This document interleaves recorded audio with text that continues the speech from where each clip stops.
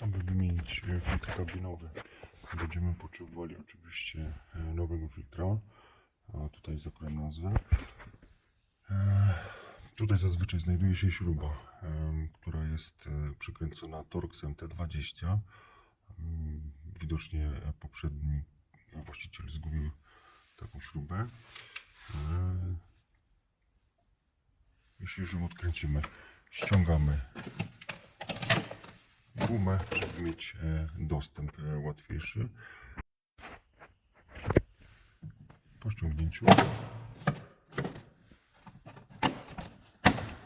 i normalnie w świecie podważamy ten plastik do góry. Już mamy tutaj dostęp do filtra. Trzeba by sobie tu coś podłożyć. Zaraz, żeby to nie opadało. Zaraz dalej pokażę.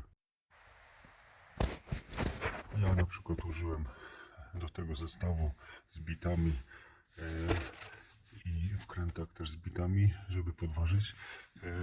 Kiedy już mamy dostęp do naszego filtra, odbezpieczamy w jednym i drugim miejscu i wysuwamy. O, w stanie takim, że dobrze, że teraz wymieniam. O ile to możliwe, dobrze byłoby mieć odkurzacz, wyodkurzać tu wszystko w środku, następnie też dokładnie szmatką powycierać, żeby włożyć filtr już w zupełnie czyste miejsce. Ja już wstępnie odkurzyłem, jeszcze troszeczkę wyczyszczę i już wkładamy filtr. Filtr wkładamy w ten sposób, że to idzie jakby do wewnątrz. Oczywiście jest tutaj pokazane airflow, czyli tędy powietrze będzie wlatywać i tak powinno być to założone. Czyli pomalutku teraz wkładamy. Wkładamy go tak, jak żeśmy go wyciągli.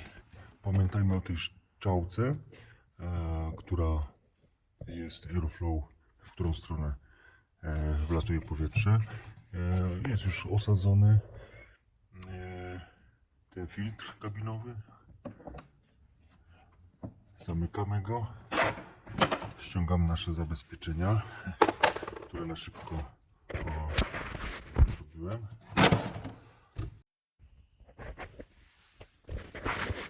Oczywiście po wciśnięciu już w swoje miejsce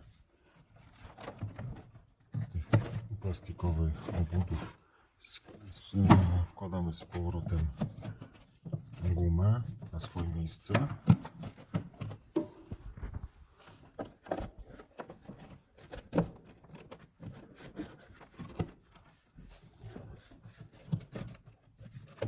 Jest dobrze już osadzona. I kto ma tą śrubę, wkręcają tutaj.